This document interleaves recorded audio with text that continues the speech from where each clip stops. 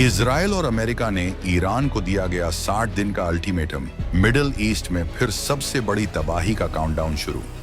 Mossad ने Iran के खिलाफ अपना सबसे घातक दस्ता किया एक्टिवेट। ईरान के न्यूक्लियर थ्रेट को राख में बदलने की तैयारी पूरी। ईरान ने किया चौंकाने वाला दावा, भारत ने उसकी कोई मदद नहीं की। क्या इस बार भारत खुलकर दोस्त इजराइल के साथ खड़ा होगा? चुपके चीन कर रहा था ईरान की मदद, लेकिन जैसे ही खुली पोल तो दुनिया में मच गया बवंडर। भारत करेगा तगड़ा खेल। दोस्तों, एक बार फिर से ईरान इजराइल महायुद्ध की आहट सुनी जा सकती है।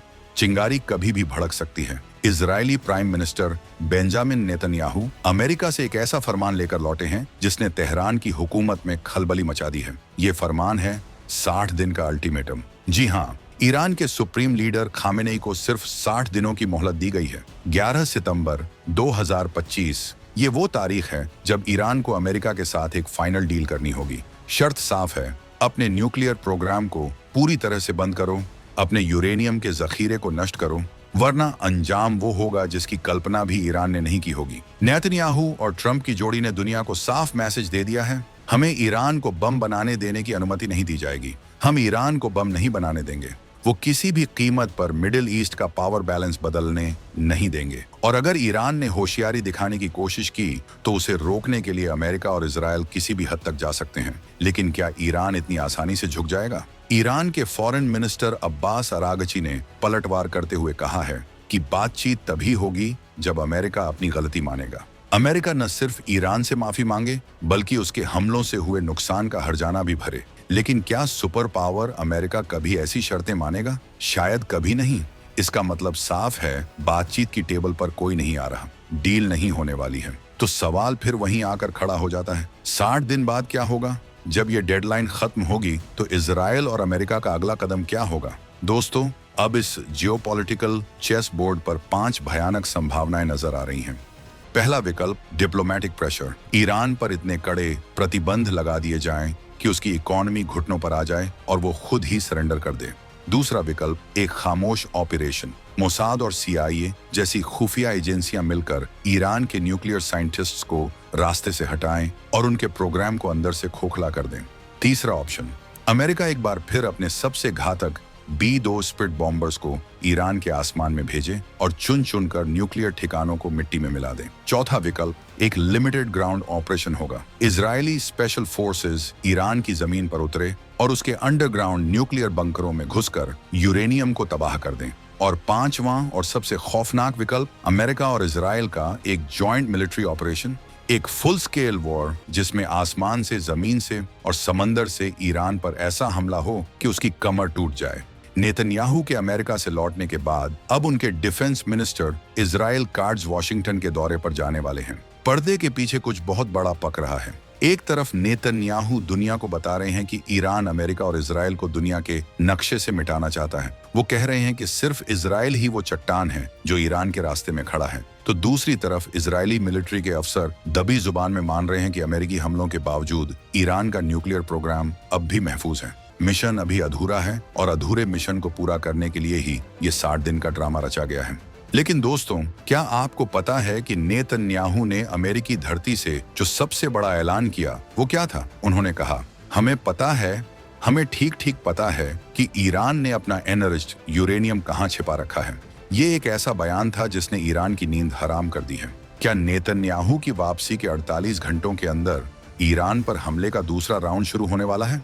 दोस्तों, 11 जुलाई 2025 को नेतन्याहू का अमेरिकी दौरा खत्म हुआ और इसके बाद वॉशिंगटन में जो हलचल हुई वो ठीक वैसी ही थी जैसी पिछली बार हमले से पहले हुई थी। 24 घंटे में ट्रंप और नेतन्याहू के बीच 2 इमरजेंसी मीटिंग्स, आधी रात को नेतन्याहू का इजराइल लौटना और ट्रंप के शेड्यूल में सिर्फ और सिर्फ इंटेलिजेंस ब्रीफिंग।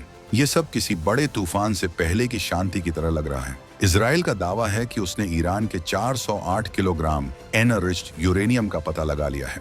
ये वो यूरेनियम है जिससे ईरान कई न्यूक्लियर वेपन बना सकता है। लेकिन सवाल ये है कि इजराइल को ये पता कैसे चला? माना जा रहा है कि सीज फायर के 15 दिनों के अंदर मोसाद ने उस लोकेशन को पिन पॉइंट कर लिया है।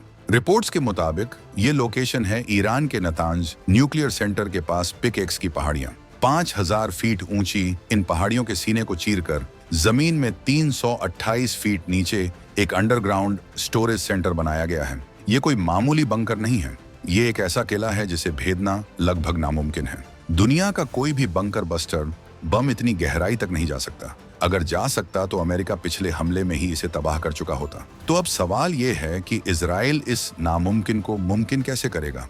क्या इजरायली कमांडो ईरान की जमीन में घुसकर एक सर्जिकल स्ट्राइक को अंजाम देंगे? क्या वो 328 फीट नीचे जाकर ईरान के न्यूक्लियर सपने को हमेशा के लिए दफन कर देंगे? ये सवाल आने वाले वक्त के सबसे बड़े सवाल हैं, जिनका जवाब तलाशने के लिए मोसाद अपने मिशन पर लग चुकी है। लेकिन दोस्तों, इस बीच International Atomic Energy Agency IAEA के चीफ राफेल ग्रॉसी ने एक ऐसी बात कही है जिसने आग में घी डालने का काम किया है। उन्होंने कहा, हमारे पास सबूत नहीं है कि ईरान के पास एटमी हथियार हैं, लेकिन खतरा हर गुजरते दिन के साथ बढ़ता जा रहा है। इसका सीधा मतलब है कि ईरान न्यूक्लियर टेस्ट करने की दहलीज पर खड़ा है और इसी खतरे को खत्म करने के लिए ट्रंप और नेतन्याहू किसी भी हद तक जाने को तैयार हैं। ईरान को भी पता है कि हमला होने वाला है।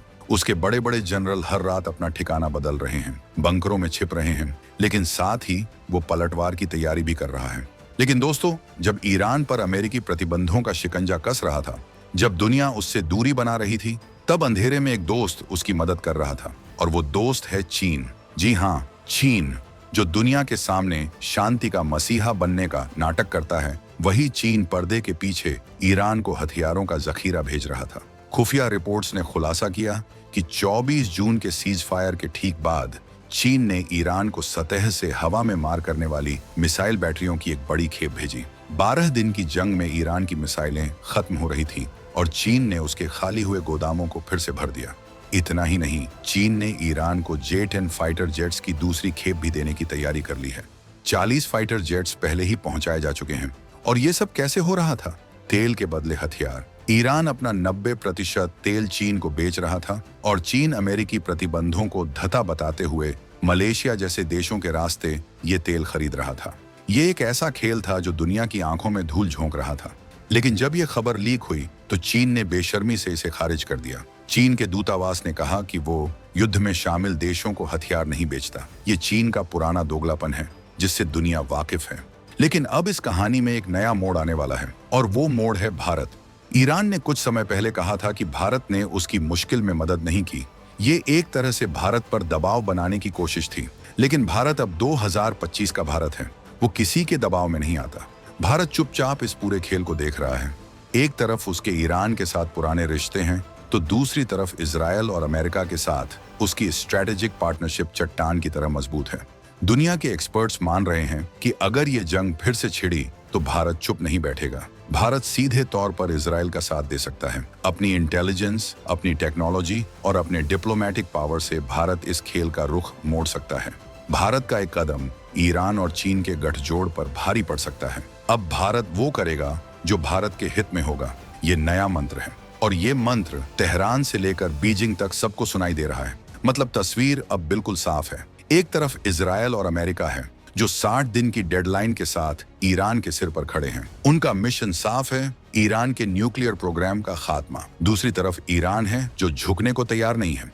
वो चीन और रूस जैसे साथियों के दम पर अकड़ दिखा रहा है, लेकिन अंदर से उसे भी पता है कि इस बार सामने नेतन्याहू और ट्रंप की जोड़ी है जो कुछ भी कर सकती है। अमेरिकी हमलों में ईरान के फोर्दो, नतांज और इस्फहान न्यूक्लियर सेंटरों को भारी नुकसान हुआ है, ये सच है। लेकिन इजराइल के सीनियर अधिकारी मान रहे हैं कि इस्फहान में जमीन के बहुत नीचे दबा हुआ यूरेनियम का भंडार अभी भी ईरान की पहुंच में है, यानी खतरा टला नहीं है। ईरानी प्रेसिडेंट मसूद पेजेशकियान खुद मान चुके हैं कि उनके न्यूक्लियर सेंटर्स को इतना नुकसान हुआ है कि अधिकारी वहां तक पहुंच भी नहीं पा रहे। लेकिन वो अब भी IAEA के इंस्पेक्टर्स को खुली छूट देने का वादा नहीं कर रहे। ये छिपाने की कोशिश ही बता रही है कि दाल में कुछ बहुत काला है। लेकिन इस बीच 60 दिनों का काउंटडाउन शुरू हो चुका है। हर गुजरता दिन मिडिल ईस्ट को एक महाविनाश के करीब ले जा रहा है। सवाल अब ये नहीं है कि जंग होगी या नहीं, सवाल ये है कि जब ये जंग होगी तो इसका अंजाम क्या होगा। क्या मोसाद का राइजिंग लायन ऑपरेशन ईरान के न्यूक्लियर प्रोग्राम को हमेशा के लिए खत्म कर पाएगा? क्या चीन का साथ ईरान को बचा पाएगा, या फिर वो भी अमेरिका के गुस्से का शिकार बनेगा? और सबसे बड़ा सवाल, इस नई विश्व व्यवस्था में, इस महायुद्ध के मुहाने पर भारत का अगला कदम क्या होगा? इन सवालों पर आपका क्या सोचना है कमेंट करके जरूर बताएं। जय हिंद।